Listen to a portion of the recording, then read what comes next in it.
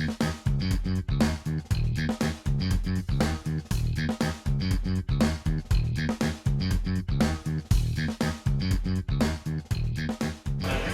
people add flavor to the beers when they come in. Yeah, so basically it's what people like to do is get a flight and drink halfway through and experiment with different syrups, or if anybody comes in and it's a little too tart, they like to add the raspberry, or if people really like the hop syrup, kind of cut that tartness a little and add kind of a sweetness to it.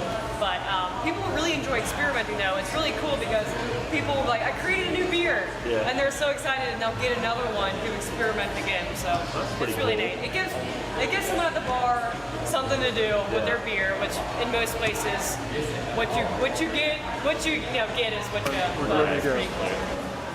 So now we're going to take a look at the Harrow, which is actually the Ghost edition.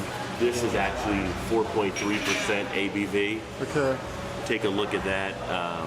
On the appearance, we've already had the head dissipate a little bit, so not much of the head is left already.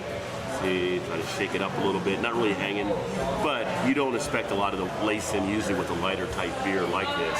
As far as the clarity, again, we have that cloudiness from the way that it was made. You're not seeing anything through to the other side.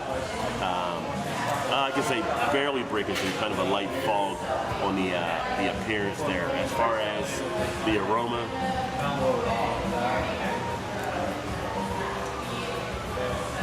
actually brings a nice tartness. It's almost like smelling a ginger ale.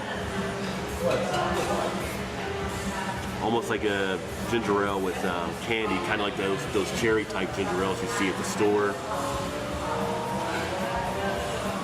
A nice tartness as you would expect. So, taste. There actually are two people sitting there. They're upstairs. Wow. That's the bartender's sister and brother-in-law. This one actually brings a different taste than it did from the first one. This one brings a nice sour tartness to it, to the point that it's almost like drinking a soda, a cherry 7-Up, as I described earlier. As far as the smell, it seems to do the same thing in the taste. Luckily, at 4.3%, you can drink a lot of these and not be affected, but this can actually go down pretty easily. Wasn't planted for this to taste as good as it actually does. As far as the body, it's a light body. The texture is actually very nice. Considering it's light, it's not too watery, holds together very well. Crisp on the finish. Definitely one I would also recommend as to try to taste.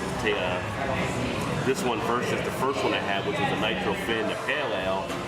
That one, totally a different way in the sours and how the sours plays into this one, the Harrow. So, would I recommend this one? I have to say, hell yes. This is actually a pleasant surprise. Again, this is the Harrow at 4.3%. Nice, light body, relaxing beer. You can easily use it as a session beer. Kick back, sit on the back deck, enjoy a cigar, have it as a light thing. I think you'll be pleased. So here we are with the fourth one from the recently flight that we had just done.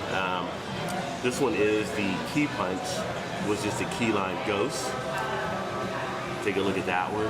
It's got a nice golden glow to it, kind of a orange yellow sunrise coming up over the mountains type look, I guess you could say. It's very distinctive.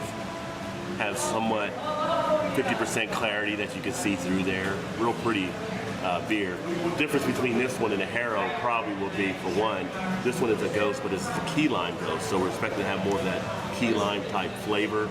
Again, this one comes in at 4.3 ABV, so it is going to be a little bit lighter. Hence, you're not getting a lot of the head that's really sustaining on the glass. As far as the aroma, much like the other Ghost, it gets that ginger ale type flavor, but you do sense the key lime portion coming out. The lime is really strong in the aroma. Seems like it's going to add a nice little flavor, maybe kind of a lime Sprite type versus the ginger ale type.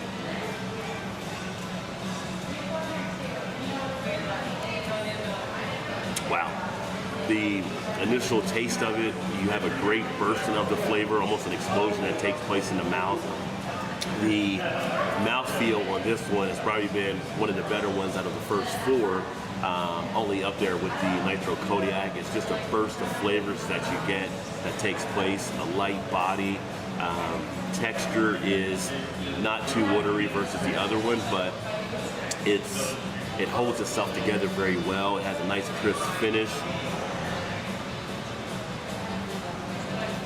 It's got somewhat of a little bit of creaminess to it. Very good overall. Not much to really say more about this one except that it's pretty good and damn good, to tell you the truth. I like it a little bit better than I do the Haro. What they've done with that key lime has actually made this one even more tastier, in my opinion, and one that I would definitely recommend. So when I want to try that, once you have a beer that is going to be not as heavy, a nice light beer they can have for sessions. Also, it does come with that little bit more of the astringency, which is fine, but it's almost like you're finishing a beer having a piece of candy, like a now and later, where you have that astringency that makes you want to pucker your lips a little bit. Good beer. Once again, another pleasant surprise, and this is the Key Punch, the Key Lime Ghost. Again, 4.3% ABV. Check it out if you get a chance. And again, another little fine one from Urban Artifact.